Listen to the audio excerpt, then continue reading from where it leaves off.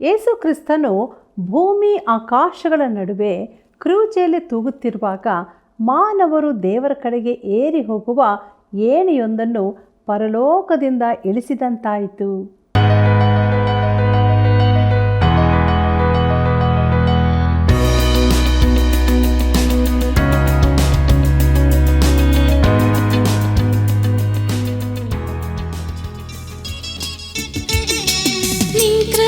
ಸಾಕೆನಗೆ ನನ್ನ ರಕ್ಷಿಸಿದಾತನೇ,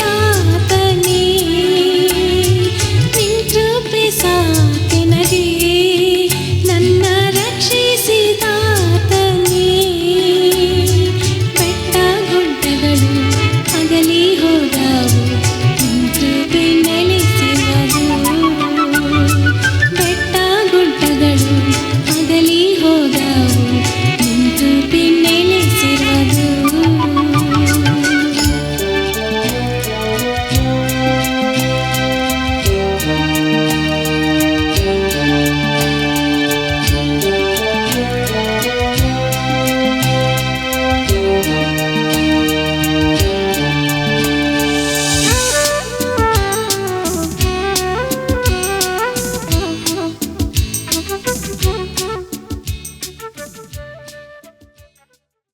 ಪ್ರೀತಿಯುಳ್ಳ ಆತ್ಮೀಯ ಮಿತ್ರರೇ, ನಿಮ್ಮೆಲ್ಲರಿಗೂ ತುಂಬ ಹೃದಯದ ವಂದನೆಗಳು.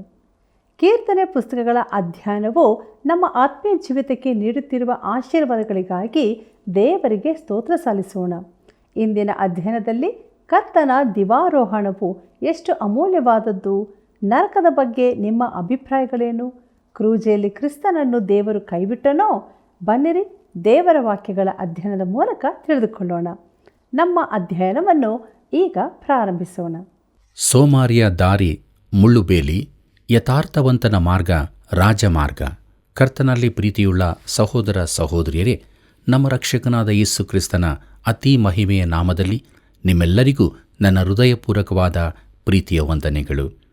ದೇವರಿಗೆ ಮಹಿಮೆಯಾಗಲಿ. ಕೀರ್ತನೆ ಪುಸ್ತಕಗಳ ಅಧ್ಯಯನದಲ್ಲಿ ನಾವು ಮುಂದೆ ಸಾಗುತ್ತಾ ಇದ್ದೇವೆ. ದೇವರಾತ್ಮನು ನಮ್ಮ ಸಂಗಡ ಇದ್ದುಕೊಂಡು ನಮ್ಮ ನಡೆಸಿಕೊಂಡು ಬಂದಿದ್ದಾನೆ. ನಮ್ಮ ಧ್ಯಾನದಲ್ಲಿ ಮುಂದುವರಿಯುವ ಹಾಗೆ 21ನೇ ಕೀರ್ತನೆಯನ್ನು ಅಧ್ಯಯನ ಮಾಡೋಣ. ಇದರ ಮುಖ್ಯ ಪ್ರಸ್ತಾಪ ಕ್ರಿಸ್ತನ ದಿವಾರೋಹಣ ಎಂಬುದಾಗಿದೆ.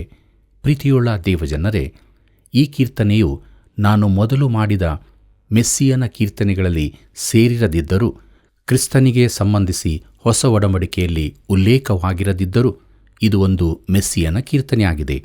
ಇದು ಯೇಸು ಕ್ರಿಸ್ತನಿಗೆ ಸಂಬಂಧಿಸಿದೆಂದು ತಿಳಿಯದೆ ಇದನ್ನು ಓದಲು ಸಾಧ್ಯವಿಲ್ಲವೆಂದು ನಾನು ತಿಳಿಯುತ್ತೇನೆ. ಆದರೂ ಇದು ಮೆಸ್ಸಿಯನ ವಿಚಾರ ತಿಳಿಸುತ್ತದೆಂದು ಇಸ್ರಾಯೇಲ್ಯರು ಮೊದಲಿನಿಂದಲೂ ತಿಳಿದಿದ್ದರು. ಪ್ರಿಯರೇ, ಈ ಕೀರ್ತನೆಯು ಕರ್ತನಾದ ಯೇಸುವಿನ ಕುರಿತಾಗಿದೆ ಎಂಬುದಕ್ಕೆ ಇದೊಂದು ಆಧಾರವಾಗಿದೆ. ಪ್ರೀತಿಯುಳ್ಳ ದೇವಜನರೇ, ದಿವಾರೋಹಣ ದಿನ ಇತ್ಯಾದಿಗಳನ್ನು ಆಚರಿಸುವ ಸಭೆಗಳು ಈ ಕೀರ್ತನೆಯನ್ನು ಉಪಯೋಗಿಸುತ್ತಿರುವುದು ಕುತೂಹಲದ ವಿಚಾರವಾಗಿದೆ. ಆಚರಣೆಯಲ್ಲಿ ಇದನ್ನು ಉಪಯೋಗಿಸುತ್ತಾರೆ. ಆತನು ತನ್ನ ಮೊದಲಿನ ಮಹಿಮಾ ಸ್ಥಾನಕ್ಕೆ ಹಿಂತಿರುಗಿ ನಮ್ಮ ಶ್ರೇಷ್ಠ ಮಹಾಯಾಜಕನಾಗಿ ಅಲ್ಲಿ ಇದ್ದಾನೆ. ನಂಬಿಕೆಯಲ್ಲಿ ಮೂಲಭೂತವಾದಿಗಳಾದ ನಾವು ಈ ದಿವಾರೋಹಣದ ಕುರಿತು ಹೆಚ್ಚು ಮಹತ್ವ ಕೊಡಲಿಲ್ಲವೆನ್ನುವುದು ನನಗೆ ಆಶ್ಚರ್ಯವಾಗಿ ತೋರುತ್ತದೆ. ನಾವು ಕ್ರಿಸ್ಮಸ್ ಅನ್ನು, ಪುನರುತ್ಥಾನ ಹಬ್ಬವನ್ನು, ಪಂಚಾಶತಮ ದಿನವನ್ನು ಆಚರಿಸುತ್ತೇವೆ. ಆದರೆ ಕ್ರಿಸ್ತನ ದಿವಾರೋಹಣವನ್ನು ಮರೆತು ಬಿಡುತ್ತೇವೆ. ನನಗಂತೂ ಅದು ಒಂದು ವಿಶೇಷವಾದ ದಿನವಾಗಿರುತ್ತದೆ. ಈ ಕೀರ್ತನೆ ಕರ್ತನ ದಿವಾರೋಹಣದ ಕುರಿತು ನಾವು ಯೋಚಿಸುವಂತೆ ಮಾಡುತ್ತದೆ. ಆತನನ್ನು ನಾವು ಪರಲೋಕದಲ್ಲಿ ಅರಸನಾಗಿರುವುದನ್ನು ನೋಡುತ್ತೇವೆ. ಆತನನ್ನು ತಿರಸ್ಕರಿಸಿದವರಿಗೆ ಬರಲಿರುವ ದಂಡನೆಯನ್ನು ನಾವು ನೋಡಲಿದ್ದೇವೆ. ಕೀರ್ತನೆ 21 1ನೇ ವಚನವನ್ನು ಗಮನಿಸಿರಿ. ಅಲ್ಲಿ ಹೀಗೆ ಬರೆದದೆ: ಯೆಹೋವನೇ, ನಿನ್ನ ಪರಾಕ್ರಮದಲ್ಲಿ ಅರಸನು ಸಂತೋಷಿಸುತ್ತಾನೆ, ನೀನು ಉಂಟು ಮಾಡಿದ ಜಯಕ್ಕಾಗಿ ಎಷ್ಟೋ ಆನಂದ ಪಡುತ್ತಾನೆ ಎಂಬುದಾಗಿ. ಕರ್ತನಲ್ಲಿ ಪ್ರಿಯರೇ, ದಾವೀದನು ತನ್ನ ವೈಯಕ್ತಿಕ ಅನುಭವವನ್ನು ಹೇಳಿಕೊಳ್ಳುತ್ತಿದ್ದರೂ ಮೂಲ ವ್ಯಾಖ್ಯಾನವು ಕರ್ತನಾದ ಯೇಸು ಕ್ರಿಸ್ತನನ್ನೇ ಸೂಚಿಸುವಂಥದ್ದಾಗಿದೆ. ಅರಸನು ನಿನ್ನ ಪರಾಕ್ರಮದಲ್ಲಿ ಸಂತೋಷಿಸುತ್ತಾನೆ ಎಂಬುದಾಗಿ ನೋಡುವಾಗ, ಇಬ್ರಿಯರಿಗೆ ಬರೆದ ಪತ್ರಿಕೆ 12ನೇ ಅಧ್ಯಾಯ 2ನೇ ವಚನದಲ್ಲಿ ಕರ್ತನ ಕುರಿತು ಈ ರೀತಿಯಾಗಿ ಹೇಳಲ್ಪಟ್ಟಿದೆ: ಆತನು ತನ್ನ ಮುಂದೆ ಇಟ್ಟಿದ್ದ ಸಂತೋಷಕ್ಕೋಸ್ಕರ ಅವಮಾನವನ್ನು ಅಲಕ್ಷ್ಯ ಮಾಡಿ ಶಿಲುಬೆಯ ಮರಣವನ್ನು ಸಹಿಸಿಕೊಂಡು ದೇವರ ಸಿಂಹಾಸನದ ಬಲಗಡೆಯಲ್ಲಿ ಆಸನಾರೂಢನಾಗಿದ್ದಾನೆ ಎಂಬುದಾಗಿ. ಪ್ರಿಯರೇ, ನಮ್ಮ ಕರ್ತನು ನಮಗಾಗಿ ರಕ್ಷಣೆಯನ್ನು ಸಂಪಾದಿಸಿದರಲ್ಲಿ ಕಂಡುಕೊಂಡ ಸಂತೋಷವನ್ನು ಇದು ತಿಳಿಸುತ್ತದೆ.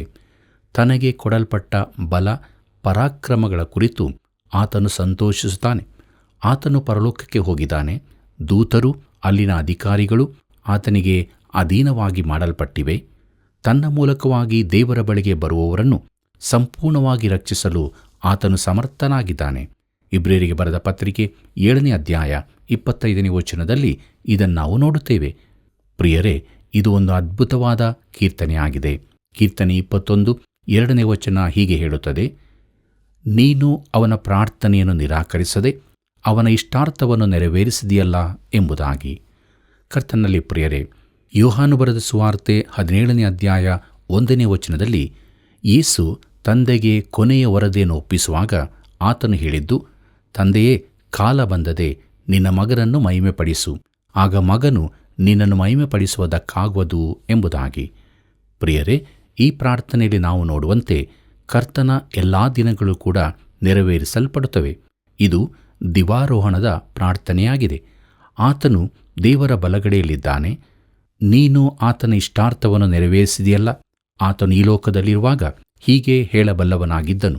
ಯೋಹಾನ ಬರೆದ ಸುವಾರ್ತೆ 17ನೇ ಅಧ್ಯಾಯ 24ನೇ ವಚನ ಹೀಗೆ ಹೇಳುತ್ತದೆ: ತಂದೆಯೇ, ನೀನು ಯಾರನ್ನು ನನಗೆ ಕೊಟ್ಟಿಯೋ ಅವರು ನಾನಿರುವ ಸ್ಥಳದಲ್ಲಿ ನನ್ನ ಕೂಡ ಇದ್ದುಕೊಂಡು ಲೋಕವು ಹುಟ್ಟುವುದಕ್ಕಿಂತ ಮುಂಚೆಯೇ ನೀನು ನನ್ನನ್ನು ಪ್ರೀತಿಸಿ ನನಗೆ ಕೊಟ್ಟಿರುವ ಮಹಿಮೆಯನ್ನು ನೋಡಬೇಕೆಂದು ಇಚ್ಛಿಸುತ್ತೇನೆ ಎಂಬುದಾಗಿ.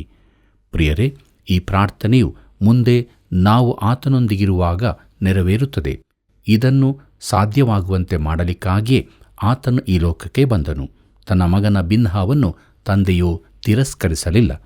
ಕೀರ್ತನೆ 21 4ರಿಂದ 6ನೇ ವಚನದವರೆಗೆ ಗಮನಿಸಿರಿ. ಅಲ್ಲಿ ನಾವು ಹೀಗೆ ನೋಡುತ್ತೇವೆ: ಅವನು ದೀರ್ಘಾಯುಷ್ಯವನ್ನು ಬೇಡಿಕೊಳ್ಳಲು ನೀನು ಯುಗಯುಗಾಂತರಗಳ ಆಯುಷ್ಯವನ್ನು ಅನುಗ್ರಹಿಸಿದ್ದಿ. ನಿನ್ನ ರಕ್ಷಣಾ ಕಾರ್ಯದಲ್ಲಿ ಅವನ ಘನತೆಯು ಬಹುವೃದ್ಧಿಯಾಯಿತು. ಮಹಿಮಾ ಪ್ರಭಾವಗಳನ್ನು ಅವನಿಗೆ ಬರಮಾಡಿದ್ದಿ. ಅವನಿಗೆ ಶಾಶ್ವತವಾದ ಸೌಭಾಗ್ಯ ನಿಧಿಯನ್ನು ದಯಪಾಲಿಸಿದ್ದಿ. ಅವನನ್ನು ನಿನ್ನ ಸನ್ನಿಧಿಯಲ್ಲಿ ಅತ್ಯಾನಂದಪಡಿಸಿದ್ದಿ ಎಂಬುದಾಗಿ. ಪ್ರೀತಿಯುಳ್ಳ ದೇವಜನರೇ, ಯೇಸು ಕ್ರಿಸ್ತನು ಅನೇಕರಿಗೋಸ್ಕರ ತನ್ನ ಪ್ರಾಣವನ್ನು ಈಡುಕೊಡುವುದಕ್ಕಾಗಿ ಈ ಲೋಕಕ್ಕೆ ಬಂದನು. ಭೂಲೋಕದಲ್ಲಿ ಆತನು ಅಪಮಾನವನ್ನು ಸಹಿಸಿದನು. ಆತನು ಆಗಾಗ ಪ್ರಾರ್ಥನೆಯಲ್ಲಿರುವುದನ್ನು ನೋಡುತ್ತೇವೆ. ಗೆತ್ಸೇಮನೆ ತೋಟದಲ್ಲಿ ಆತನು ಮನೋವೇದನೆಯನ್ನು ಅನುಭವಿಸಿದನು. ಕೀರ್ತನೆ 102 23-24ರಲ್ಲಿ ಹೀಗೆ ನೋಡುತ್ತೇವೆ: ಆತನು ದಾರಿಯಲ್ಲಿಯೇ ನನ್ನ ಬಲವನ್ನು ಕುಂದಿಸಿದ್ದಾನೆ, ನನ್ನ ಆಯುಷ್ಯವನ್ನು ಕಡಿಮೆ ಮಾಡಿಬಿಟ್ಟಿದ್ದಾನೆ. ಆದದರಿಂದ ನನ್ನ ದೇವರೇ, ಅರ್ಧಾಯುಷ್ಯದಲ್ಲಿಯೇ ನನ್ನನ್ನು ಒಯ್ಯಬೇಡ, ನಿನ್ನ ವರುಷಗಳು ತರತಲಾಂತರಕ್ಕೂ ಇರುತ್ತವೆ ಎಂಬುದಾಗಿ.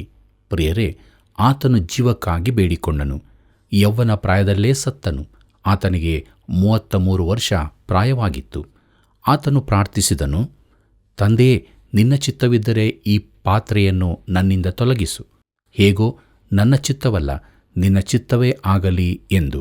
ಲೂಕನು ಬರೆದ ಸುವಾರ್ತೆ 22ನೇ ಅಧ್ಯಾಯ 42ನೇ ವಚನದಲ್ಲಿ ಇದನ್ನು ನಾವು ನೋಡುತ್ತೇವೆ. ಇಬ್ರಿಯರಿಗೆ ಬರೆದ ಪತ್ರಿಕೆ 5ನೇ ಅಧ್ಯಾಯ 7ನೇ ವಚನದಲ್ಲಿ ಹೀಗೆ ಬರೆದದೆ: ಕ್ರಿಸ್ತನು ತಾನು ಭೂಲೋಕದಲ್ಲಿದ್ದಾಗ ಮರಣಕ್ಕೆ ತಪ್ಪಿಸಿ ಕಾಪಾಡ ಶಕ್ತನಾಗಿರುವ ಆತನಿಗೆ ಬಲವಾಗಿ ಕೂಗುತ್ತಾ ಕಣ್ಣೀರನ್ನು ಸುರಿಸುತ್ತಾ ಪ್ರಾರ್ಥನೆ ವಿಜ್ಞಾಪನೆಗಳನ್ನು ಸಮರ್ಪಿಸಿ ದೇವರ ಮೇಲಣ ಭಕ್ತಿಯ ನಿಮಿತ್ತ ಕೇಳಲ್ಪಟ್ಟನು ಎಂಬುದಾಗಿ. ಪ್ರಿಯರೇ, ಹೇಗೆ ಕೇಳಲ್ಪಟ್ಟನು? ಆತನು ಸತ್ತನು, ಆದರೆ ದೇವರು ಆತನನ್ನು ಸತ್ತವರೊಳಗಿಂದ ಎಬ್ಬಿಸಿದನು. ಈಗ ಆತನು ಮಹಿಮೆಯುಳ್ಳ ಮಾನವ ಶರೀರದೊಂದಿಗೆ ನಿತ್ಯಕ್ಕೂ ಜೀವಿಸುವನಾಗಿದ್ದಾನೆ. ಈಗ ಆತನು ದೇವರ ಬಲಗಡೆಯಲ್ಲಿದ್ದಾನೆ. ನಿನ್ನ ರಕ್ಷಣಾ ಕಾರ್ಯದಿಂದ ಅವನ ಘನತೆಯು ಬಹುವೃದ್ಧಿಯಾಯಿತು. ನನ್ನನ್ನು ನಿನ್ನನ್ನು ಆತನು ರಕ್ಷಿಸಿದ್ದರಿಂದ ಆತನಿಗೆಷ್ಟು ಘನತೆ ಕೂಡಿ ಬರಬೇಕು. ಕೀರ್ತನೆ 21 7ನೇ ವಚನದಿಂದ 9ನೇ ವಚನದವರೆಗೆ ಗಮನಿಸಿರಿ. ಅಲ್ಲಿ ನಾವು ಹೀಗೆ ನೋಡುತ್ತೇವೆ: ಅರಸನು ಯೆಹೋವನಲ್ಲಿಯೇ ಭರವಸೆ ಬಿಟ್ಟಿದ್ದಾನೆ. ಪರಾತ್ಮರನ ಕೃಪೆಯ ದೆಸೆಯಿಂದ ಅವನು ಕದಲುವುದೇ ಇಲ್ಲ. ಶತ್ರುಗಳೆಲ್ಲರೂ ನಿನಗೆ ಸಿಕ್ಕುವರು. ಭುಜಬಲದಿಂದ ನಿನ್ನ ಹಗೆಗಳನ್ನು ಹಿಡಿಯುವಿ. ನೀನು ಪ್ರತ್ಯಕ್ಷನಾಗುವಾಗ ಉರಿಯುವ ಕುಲುಮೆಯಂತಿದ್ದು ಅವರನ್ನು ಬೂದಿ ಮಾಡುವಿ. ಯೆಹೋವನು ಮಹಾಕೋಪದಿಂದ ಅವರನ್ನು ನಾಶ ಮಾಡುವನು. ಆತನ ಕೋಪಾಗ್ನಿ ಅವರನ್ನು ದಹಿಸಿ ಬಿಡುವುದು ಎಂಬುದಾಗಿ. ಕರ್ತನಲ್ಲಿ ಪ್ರಿಯರೇ, ಒಮ್ಮೆ ಒಬ್ಬನು ನನ್ನ ಬಳಿಗೆ ಬಂದು, ನಾನು ನರಕವನ್ನು ನಂಬುವುದಿಲ್ಲ ಎಂದನು. ನಾನು ಹೇಳಿದೆ, ನೀನು ಸತ್ಯವೇದಕ್ಕೆ ವಿರುದ್ಧವಾಗಿದ್ದಿ ಎಂದು ನಿನಗೆ ಗೊತ್ತಿದೆಯೋ ಎಂದು. ಅವನು ಹೇಳಿದ, ಚಿಂತಿಲ್ಲ, ಆದರೂ ನರಕ ಉಂಟೆಂದು ನಾನು ನಂಬುವುದಿಲ್ಲ ಎಂದು ಹೇಳಿದ. ಒಂದಲ್ಲ ಒಂದು ದಿನ ನೀನು ನಂಬುತ್ತಿ, ಅದು ಸತ್ಯವೆಂದು ನೀನು ತಿಳಿಯುವ ದಿನ ಬರುತ್ತದೆ. ನರಕವೆಂಬುದು ಖುಷಿಯ ಸಂಗತಿಯಲ್ಲ. ದೇವರು ನಾಶವಾಗುವವರಲ್ಲಿ ಸಂತೋಷಿಸುವುದಿಲ್ಲ. ದೇವರ ನ್ಯಾಯ ತೀರ್ಪು ವಿಚಿತ್ರವೆಂದು ಹೇಳಲ್ಪಟ್ಟಿದೆ. ಆತನ ಅದ್ಭುತ ಕೆಲಸವೆಂದರೆ ರಕ್ಷಣೆಯ ಕಾರ್ಯವೇ ಆಗಿದೆ. ಆತನು ರಕ್ಷಿಸಲು ಬಯಸುತ್ತಾನೆ. ನೀನು ಆತನ ರೀತಿಯಲ್ಲಿ ಆತನ ಬಳಿಗೆ ಬರುವುದಿಲ್ಲವಾದರೆ, ಆತನ ರಕ್ಷಣೆ ನಿನಗೆ ಬೇಡವಾದರೆ, ನಿನಗೆ ನ್ಯಾಯದಂಡನೆಯಲ್ಲದೆ ಬೇರೇನೂ ಸಿಗಲಾರದು. ಪ್ರೀತಿಯುಳ್ಳ ದೇವಜನರೇ, ನೀನು ಪ್ರತ್ಯಕ್ಷನಾಗುವಾಗ ಉರಿಯುವ ಕುಲುಮೆಯಂತಿದ್ದು ಅವರನ್ನು ಬೂದಿ ಮಾಡುವಿ ಎಂಬುದಾಗಿ ನೋಡುವಾಗ, ಯೆಹೋವನು ಮಹಾಕೋಪದಿಂದ ಅವರನ್ನು ನಾಶ ಮಾಡುವನು. ಆತನ ಕೋಪಾಗ್ನಿಯು ಅವರನ್ನು ದಹಿಸಿಬಿಡುವುದು. ಪ್ರಿಯರೇ, ಈ ವಚನವು ಸ್ಪಷ್ಟವಾಗಿದೆ. ಬೆಂಕಿ ಬೆಂಕಿಯೇ, ದಂಡನೆ ದಂಡನೆಯೇ. ಪ್ರೀತಿಯುಳ್ಳ ದೇವಜನರೇ, ಮುಂದಕ್ಕೆ ನೋಡೋಣ. ಕೀರ್ತನೆ 21 10ನೇ ವಚನದಿಂದ 13ನೇ ವಚನದವರೆಗೆ. ಅಲ್ಲಿ ಹೀಗೆ ಬರೆದದೆ, ನೀನು ಅವರನ್ನು ಸಂಹರಿಸಿ ಭೂಮಿಯ ಮೇಲೆ ಅವರ ಸಂತತಿಯೇ ಇಲ್ಲದಂತೆ ಮಾಡುವಿ. ಅವರ ವಂಶದವರು ಮನುಷ್ಯರೊಳಗೆ ಉಳಿಯುವುದೇ ಇಲ್ಲ. ಅವರು ತಂತ್ರೋಪಾಯಗಳನ್ನು ಕಲ್ಪಿಸಿ ನಿನಗೆ ಕೇಡನ್ನು ಮಾಡಬೇಕೆಂದು ಆಲೋಚಿಸಿದರೂ ಅದು ನಡೆಯುವುದಿಲ್ಲ. ನೀನು ನಿನ್ನ ಬಾಣಗಳನ್ನು ಬಿಲ್ಲಿಗೆ ಹೂಡಿ ಅವರ ಮುಖಗಳ ಮೇಲೆ ಎಸೆದು ಅವರು ಬೆನ್ನು ತೋರಿಸಿ ಓಡಿ ಹೋಗುವಂತೆ ಮಾಡುವಿ. ಯೆಹೋವನೇ, ಪರಾಕ್ರಮದಿಂದ ನಿನ್ನನ್ನು ಪ್ರಸಿದ್ಧಿಪಡಿಸಿಕೋ. ನಾವು ಗಾಯನ ಮಾಡುತ್ತಾ ನಿನ್ನ ಶೂರತ್ವವನ್ನು ಕೊಂಡಾಡುವೆವು ಎಂಬುದಾಗಿ. ಪ್ರೀತಿಯುಳ್ಳ ದೇವಜನರೇ, ಈ ಅದ್ಭುತವಾದ ಕೀರ್ತನೆಯಲ್ಲಿ ಕ್ರಿಸ್ತನ ಕ್ರೂಜೆ ಹಾಗೂ ಶ್ರಮೆಗಳನ್ನು ನೋಡುತ್ತೇವೆ. ಆತನು ಕ್ರೂಜೆಯನ್ನು ಸಹಿಸಿಕೊಂಡನು ತನ್ನ ಮಂದಿರದಲ್ಲಿರುವ ಸಂತೋಷಕ್ಕೋಸ್ಕರ ಎಂಬುದಾಗಿ ನೋಡುವಾಗ ಆತನ ಪ್ರಾರ್ಥನೆಗಳಿಗೆ ಉತ್ತರ ಸಿಕ್ಕಿರುತ್ತದೆ. ಅರಸನು ಈಗ ಪರಲೋಕದಲ್ಲಿದ್ದಾನೆ. ಆತನಲ್ಲಿ ಮಹಿಮೆ ಘನತೆಗಳಿಂದ ಕೂಡಿರುವುದನ್ನು ನಾವು ಕಾಣುತ್ತೇವೆ. ಅಲ್ಲಿ ಆತನು ತನ್ನ ಜನರಿಗಾಗಿ ಇದ್ದಾನೆ. ಆತನಲ್ಲಿ ವರ್ಣಿಸಲಾರದ ಸಂತೋಷದಿಂದಿದ್ದು ತನ್ನ ಸ್ಥಾಪನೆ ಹಾಗೂ ರಾಜತ್ವದ ಮಹಿಮೆಗಾಗಿ ಎದುರು ನೋಡುತ್ತಿದ್ದಾನೆ. ಕರ್ತನಲ್ಲಿ ಪ್ರಿಯರೇ, ಯೇಸುಕ್ರಿಸ್ತನ ಇನ್ನೊಂದು ಚಿತ್ರಣವನ್ನು ನಿಮ್ಮ ಮುಂದಿಡುತ್ತೇನೆ. ಮೊದಲ ಸಲ ಆತನು ಈ ಲೋಕಕ್ಕೆ ಬಂದಾಗ ದುಃಖ ಸಂಕಟಗಳಿಂದ ಕೂಡಿದವನಾಗಿದ್ದನು. ಆತನ ಪ್ರತಿಯೊಂದು ಚಿತ್ರದ ಮುಖಭಾವ ಗಂಭೀರವಾಗಿರುವುದು ಕಾಣುತ್ತದೆ ಎಂದು ಒಬ್ಬರು ಹೇಳಿದ್ದಾರೆ. ಪ್ರಿಯರೇ, ಕ್ರಿಸ್ತನ ಚಿತ್ರಗಳ ಕುರಿತು ನಾನು ತಲೆ ಕೆಡಿಸುವುದಿಲ್ಲ. ಆತನು ಚಿತ್ರದಲ್ಲಿರುವಂತೆ ಇಲ್ಲವೆಂಬುದನ್ನು ತಿಳಿದಿದ್ದೇನೆ. ಆತನು ದೇವರ ಬಲಗಡೆಯಲ್ಲಿ ಆಸನಾರೂಢನಾಗಿದ್ದಾನೆ. ಆತನ ಹೃದಯ ಸಂತೋಷದಿಂದ ತುಂಬಿದೆ. ಆ ಹರ್ಷವನ್ನು ನಿನಗೂ ನನಗೂ ಕೊಡಬೇಕೆಂದಿದ್ದಾನೆ. ಪ್ರೀತಿಯುಳ್ಳ ದೇವಜನರೇ, ಈ ಕೀರ್ತನೆಯು ನ್ಯಾಯ ವಿಚಾರಣೆಯ ಚಿತ್ರವನ್ನೂ ತೋರಿಸುತ್ತದೆ. ಅದನ್ನು ಪ್ರಕಟಣೆ ಪುಸ್ತಕದಲ್ಲಿ ವಿವರಿಸಲಾಗಿದೆ. ಅಲ್ಲಿನ ದೃಶ್ಯ ಬಹು ಗಂಭೀರವಾದದ್ದಾಗಿದೆ. ಪೌಲನು ಕೂಡ ಇದನ್ನು ಥೆಸಲೋನಿಕದವರಿಗೆ ಬರೆದ 2ನೇ ಪತ್ರಿಕೆ 1ನೇ ಅಧ್ಯಾಯ 7 ಮತ್ತು 8ನೇ ವಚನದಲ್ಲಿ ಹೇಳುತ್ತಾನೆ. ಅಲ್ಲಿ ಹೀಗೆ ಬರೆದದೆ, ಯಾವಾಗ ಕೊಡುವನೆಂದರೆ ಯೇಸು ಕರ್ತನು ತನ್ನ ಶಕ್ತಿಯನ್ನು ತೋರ್ಪಡಿಸುವ ದೇವದೂತರಿಂದ ಕೂಡಿದವನಾಗಿ ಉರಿಯುವ ಬೆಂಕಿಯಲ್ಲಿ ಆಕಾಶದಿಂದ ಪ್ರತ್ಯಕ್ಷನಾಗುವ ಕಾಲದಲ್ಲಿ ಅದನ್ನು ಕೊಡುವನು. ಆಗ ನಮ್ಮ ಕರ್ತನಾದ ಯೇಸುವು ದೇವರನ್ನರಿಯದವರಿಗೂ ತನ್ನ ಸುವಾರ್ತೆಗೆ ಒಳಪಡದವರಿಗೂ ಪ್ರತಿಕಾರವನ್ನು ಸಲ್ಲಿಸುವನು ಎಂಬುದಾಗಿ. ಪ್ರಿಯರೇ, ಕರ್ತನ ವೈರಿಗಳ ಮೇಲೆ ಬರಲಿರುವ ಆತನ ದಂಡನೆಯ ಚಿತ್ರ ಇದಾಗಿದೆ. ಮುಂದುವರಿದು ಥೆಸಲೋನಿಕದವರಿಗೆ ಬರೆದ 2ನೇ ಪತ್ರಿಕೆ 1ನೇ ಅಧ್ಯಾಯ 9 ಮತ್ತು 10ರಲ್ಲಿ ಹೀಗೆ ಹೇಳಿದೆ, ಆ ದಿನದಲ್ಲಿ ಆತನು ತನ್ನ ಪವಿತ್ರರ ಮೂಲಕ ಪ್ರಭಾವ ಹೊಂದುವವನಾಗಿಯೂ ನಾವು ನಿಮಗೆ ಹೇಳಿದ ಸಾಕ್ಷಿಯನ್ನು ನಂಬಿದವರೆಲ್ಲರ ಮೂಲಕ ತನ್ನ ವಿಷಯದಲ್ಲಿ ಆಶ್ಚರ್ಯ ಹುಟ್ಟಿಸುವನಾಗಿಯೂ ಬರುವಾಗ ಅಂಥವರು ಕರ್ತನ ಸಮ್ಮುಖಕ್ಕೂ ಆತನ ಪರಾಕ್ರಮದ ವೈಭವಕ್ಕೂ ದೂರವಾಗಿ ನಿತ್ಯ ನಾಶನವೆಂಬ ದಂಡನೆಯನ್ನು ಅನುಭವಿಸುವರು ಎಂಬುದಾಗಿ. ಪ್ರೀತಿಯುಳ್ಳ ದೇವಜನರೇ, ಇದು ಯೇಸುಕ್ರಿಸ್ತನ ದಿವಾರೋಹಣದ ಕುರಿತಾದ ಅದ್ಭುತವಾದ ಕೀರ್ತನೆಯಾಗಿದೆ. ಈ ದಿನದಲ್ಲಿ ಆತನೊಂದಿಗಿನ ನಿನ್ನ ಸಂಬಂಧ ಹೇಗಿದೆ? ಆತನು ನಿನ್ನ ರಕ್ಷಕನಾಗಿಲ್ಲವಾದರೆ ಪಾಪಕ್ಕಾಗಿ ಸಾಯುವುದಕ್ಕಾಗಿ ಬಂದಾತನನ್ನು ನೀನು ನಂಬಿಲ್ಲವಾದರೆ ನಿನ್ನ ಮೇಲೆ ದಂಡನೆ ಬಂದೇ ಬರುವುದು. ಆದರೆ ಈಗ ಆತನು ದೇವರ ಬಲಗಡೆಯಲ್ಲಿದ್ದು ಸಂತೋಷಭರಿತನಾಗಿದ್ದಾನೆ, ಯಾಕಂದರೆ ಆತನು ನಿನ್ನ ರಕ್ಷಣೆಯನ್ನು ಸಾಧಿಸಿದ್ದಾನೆ. ಈ ದಿವಾರೋಹಣದ ಕೀರ್ತನೆ ಕ್ರಿಸ್ತನಲ್ಲಿರುವ ದೇವರ ಮಹಿಮೆಯ ಕೃಪೆಯನ್ನು ಸ್ಪಷ್ಟಪಡಿಸುತ್ತದೆ. ದೇವರಿಗೆ ಮಹಿಮೆಯಾಗಲಿ. ಪ್ರೀತಿಯುಳ್ಳ ದೇವಜನರೇ, ಮುಂದಕ್ಕೆ ನಾವು 22ನೇ ಕೀರ್ತನೆಯನ್ನು ಅಧ್ಯಯನ ಮಾಡೋಣ. ಇದರ ಮುಖ್ಯ ಪ್ರಸ್ತಾಪ ಕ್ರಿಸ್ತನು ಕ್ರೂಜಿತನಾದದ್ದು ಎಂಬುದಾಗಿದೆ. ಪ್ರೀತಿಯುಳ್ಳ ಸಹೋದರ ಸಹೋದರಿಯರೇ, ಸತ್ಯವೇದದಲ್ಲಿನ ಅನೇಕ ಭಾಗಗಳನ್ನು ಕೈಗೆತ್ತಿಕೊಳ್ಳಲು ನನಗೆ ಸಾಮರ್ಥ್ಯವಿಲ್ಲವೆಂಬುದಾಗಿ ನಾನು ಭಾವಿಸುತ್ತೇನೆ. ಈ ಕೀರ್ತನೆ ಅಂಥದರಲ್ಲಿ ಒಂದು. ಈ ಕೀರ್ತನೆಗೆ ಬರುವಾಗ ನಾವು ಪರಿಶುದ್ಧ ಭೂಮಿಯಲ್ಲಿದ್ದೇವೆಂದು ನಾನು ಭಾವಿಸುತ್ತೇನೆ. ನಾವು ನಮ್ಮ ಆತ್ಮೀಯ ಕೆರೆಗಳನ್ನು ತೆಗೆಯಬೇಕಾಗಿದೆ. ಈ ಕೀರ್ತನೆಯನ್ನು ಕ್ರೂಜೆಯ ಕೀರ್ತನೆ ಎಂದು ಕರೆಯಲಾಗಿದೆ. ಹಾಗೆ ಕರೆಯಲ್ಪಟ್ಟದ್ದು ಏಕೆಂದರೆ ದೇವರ ವಾಕ್ಯದ ಬೇರಾವ ಭಾಗಕ್ಕಿಂತಲೂ ಚೆನ್ನಾಗಿ ಈ ಭಾಗವು ಕ್ರಿಸ್ತನ ಕ್ರೂಜೆಯ ಮರಣವನ್ನು ವಿವರಿಸುತ್ತದೆ. ಮಾತ್ರವಲ್ಲದೆ ಅದು ಆದಿಕಾಂಡ 22ನೇ ಅಧ್ಯಾಯಕ್ಕೂ ಯೆಶಾಯನ ಪ್ರವಾದನೆ ಗ್ರಂಥ 53ನೇ ಅಧ್ಯಾಯಕ್ಕೂ ಸರಿ ಹೋಲಿಕೆಯಾಗಿರುತ್ತದೆ.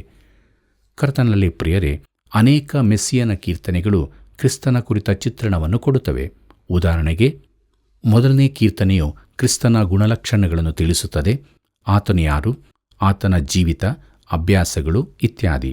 ಆದರೆ 22ನೇ ಕೀರ್ತನೆಯು ಆತನ ಯೋಚನೆ, ಆಂತರಿಕ ಜೀವಿತಗಳ ಒಳ ಚಿತ್ರಣವನ್ನು ಕೊಡುತ್ತದೆ.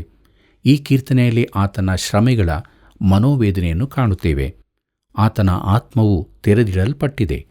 ಸುವಾರ್ತೆಗಳಲ್ಲಿ ಆತನ ಮರಣ, ಕ್ರೂಜೆಯಲ್ಲಿನ ಸಂಬಂಧದ ಕೆಲವು ದೃಶ್ಯಗಳು ಚಾರಿತ್ರಿಕವಾಗಿ ಕೊಡಲ್ಪಟ್ಟಿವೆ.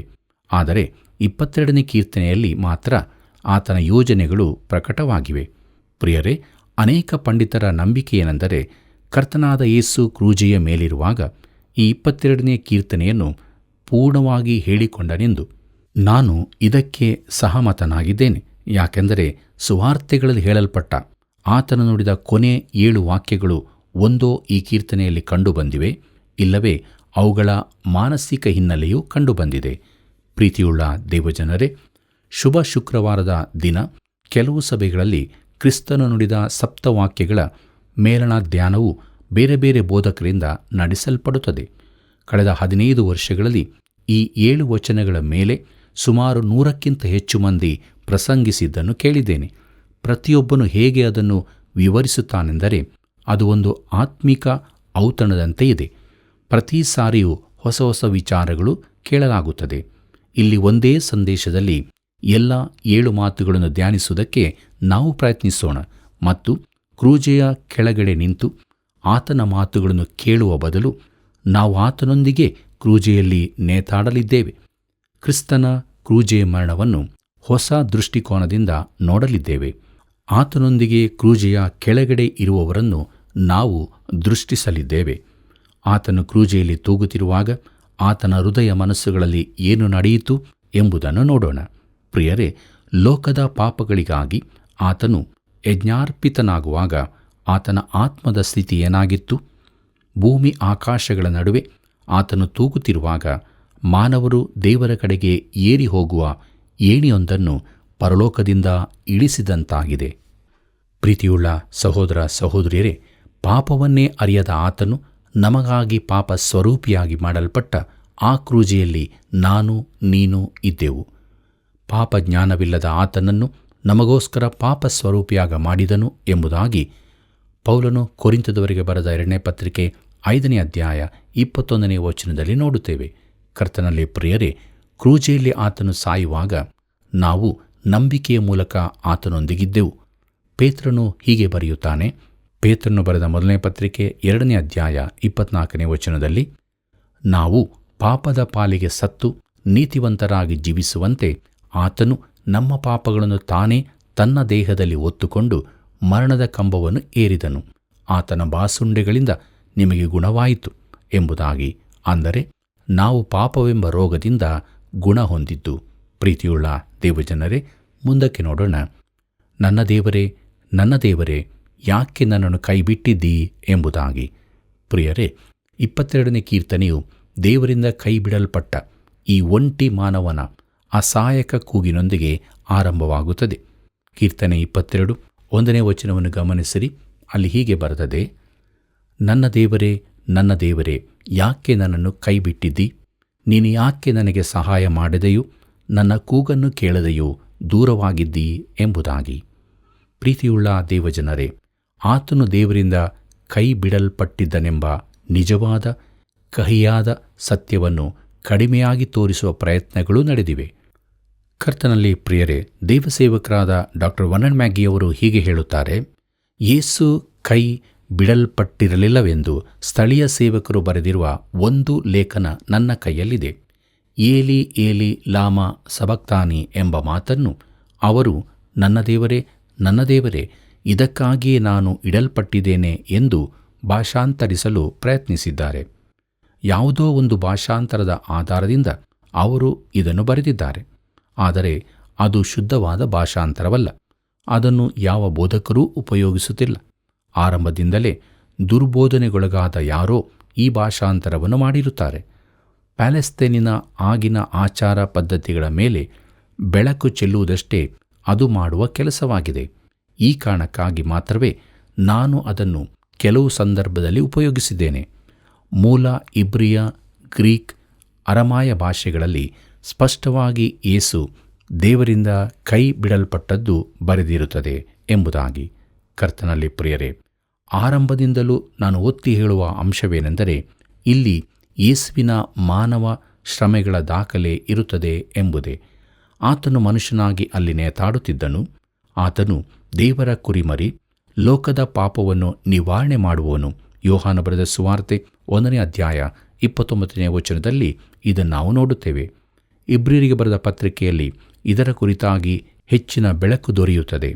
ದೇವದೂತರಿಗಿಂತ ಸ್ವಲ್ಪ ಕಡಿಮೆಯಾಗಿ ಮಾಡಲ್ಪಟ್ಟ ಒಬ್ಬಾತನು, ಅಂದರೆ ದೇವದೂತರಿಗಿಂತ ಸ್ವಲ್ಪ ಕಡಿಮೆ, ಹೌದು, ಮನುಷ್ಯನಾಗಿ ಮಾಡಲ್ಪಟ್ಟವನು, ಅಂದರೆ ಯೇಸುವು ಪ್ರಭಾವವನ್ನು, ಮಾನವನ್ನು ಕಿರೀಟವಾಗಿ ಹೊಂದಿರುವುದನ್ನು ನಾವು ನೋಡುತ್ತೇವೆ. ಮೃತಪಟ್ಟದರಿಂದಲೇ ಮಾನ ಪ್ರಭಾವಗಳನ್ನು ಹೊಂದಿದನು. ಇಬ್ರಿಯರಿಗೆ ಬರೆದ ಪತ್ರಿಕೆ 2ನೇ ಅಧ್ಯಾಯ 9ನೇ ವಚನದಲ್ಲಿ ಇದನ್ನು ನಾವು ನೋಡುತ್ತೇವೆ. ಪ್ರಿಯರೇ, ಇದನ್ನೇ ನಾವು ಇಲ್ಲಿ ನೋಡುತ್ತಿದ್ದೇವೆ. ಪರಲೋಕದ ಮಹಿಮೆಯನ್ನು ತ್ಯಜಿಸಿ ಮನುಷ್ಯನಾಗಿ ಬಂದವನು ದೇವರನ್ನು ಪ್ರಕಟಿಸುವುದಕ್ಕಾಗಿ ಆತನು ಮನುಷ್ಯನಾದನು. ಅದಕ್ಕಿಂತಲೂ ಹೆಚ್ಚಾಗಿ ಮಾನವನನ್ನು ವಿಮೋಚಿಸುವುದಕ್ಕಾಗಿ ಆತನು ಮನುಷ್ಯನಾದನು.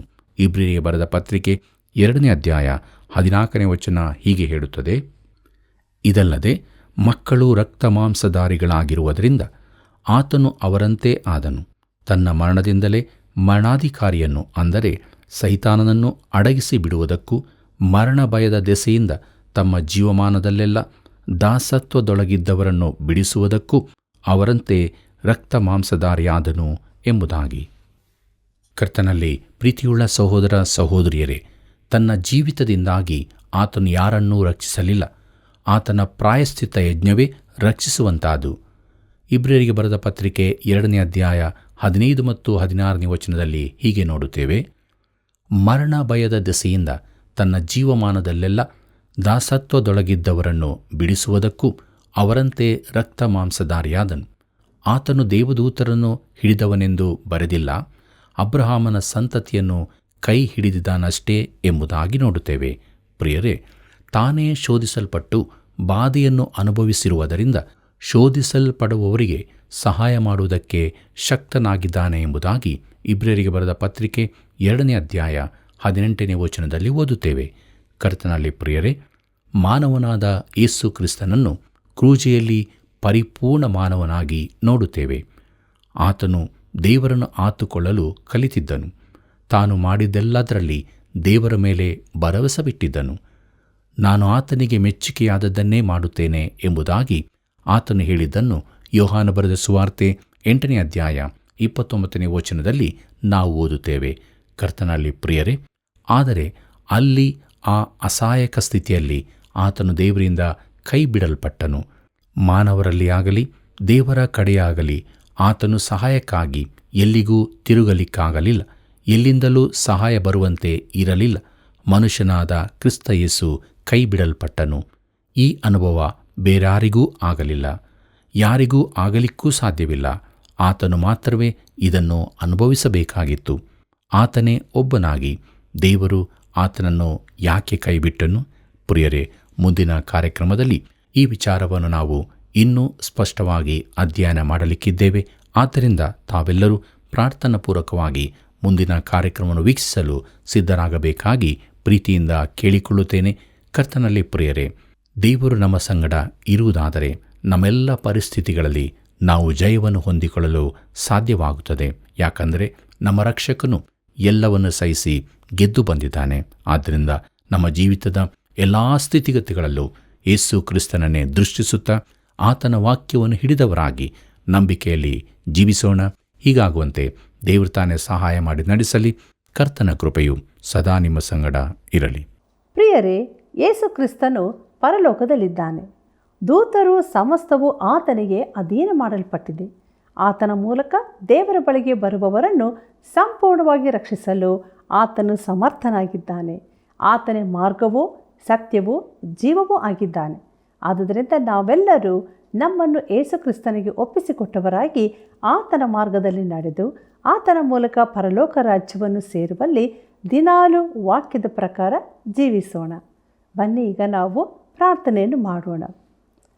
ನಾನೇ ಮಾರ್ಗವೂ ಸತ್ಯವೂ ಜೀವವೂ ಆಗಿದ್ದೇನೆ ಎಂಬುದಾಗಿ ನುಡಿದಂಥ ಪ್ರೀತಿಯುಳ್ಳ ಯೇಸು ಸ್ವಾಮಿ, ನಿನ್ನ ಪರಿಶುದ್ಧವಾದಂಥ ನಾಮಕ್ಕೆ ಅನಂತನಂತ ಸ್ತೋತ್ರವಾಗಲಿ. ಈ ಲೋಕದಲ್ಲಿ ಇಂತಹ ಮಾತು, ಇಂತಹ ವಿಚಾರ ಯಾರೂ ಹೇಳಿಲ್ಲ ಕರ್ತನೆ. ಯೇಸು ಕ್ರಿಸ್ತನು ತಾನೊಬ್ಬನೇ ನಾನೇ ಮಾರ್ಗವು ಸತ್ಯವೂ ಜೀವವೂ ಆಗಿದ್ದೇನೆ ಎಂಬುದಾಗಿ ನುಡಿದಿದ್ದಾನೆ. ಅದಕ್ಕಾಗಿ ಸ್ತೋತ್ರ. ಪ್ರಿಯ ಕರ್ತನೆ, ನಮ್ಮ ಪ್ರಿಯ ಬಾಂಧವರು ನಿನ್ನಲ್ಲಿ ವಿಶ್ವಾಸವಿಟ್ಟು ಪರಲೋಕ ರಾಜ್ಯಕ್ಕೆ ಸೇರುವಂಥವರಾಗಬೇಕು. ಅವರ ಹೆಸರುಗಳು ಜೀವಬಾಧ್ಯರ ಪಟ್ಟಿಯಲ್ಲಿ ಬರೆಯಲ್ಪಡಬೇಕು. ಅವರ ಪ್ರತಿಯೊಂದು ಅವಶ್ಯಕತೆಗಳನ್ನು ನೀಗಿಸಿ ಅವರನ್ನು ಬಲಪಡಿಸಿ ಎಲ್ಲ ವಿಧವಾದಂಥ ಆಶೀರ್ವಾದಗಳನ್ನು ಕೊಟ್ಟು ಬಲಪಡಿಸು. ಯೇಸುವಿನ ನಾಮದಲ್ಲಿ ಬೇಡಿದ್ದೇವೆ, ಆಮೇನ್. ಪ್ರಿಯ ವೀಕ್ಷಕರೇ, ಪರಲೋಕ ರಾಜ್ಯಕ್ಕೆ ಒಂದೇ ಮಾರ್ಗ, ಅದು ಯೇಸು ಕ್ರಿಸ್ತನೇ. ಇತರರು ಆ ಮಾರ್ಗಕ್ಕೆ ನಡೆಸೋಣ. ಸೇವೆಗಾಗಿ ಪ್ರಾರ್ಥಿಸಿರಿ, ತಪ್ಪದೇ ಕರೆ ಮಾಡಿರಿ. ಮತ್ತೆ ಭೇಟಿಯಾಗೋಣ. ನಿಮ್ಮೆಲ್ಲರಿಗೂ ಪ್ರೀತಿಯ ವಂದನೆಗಳು.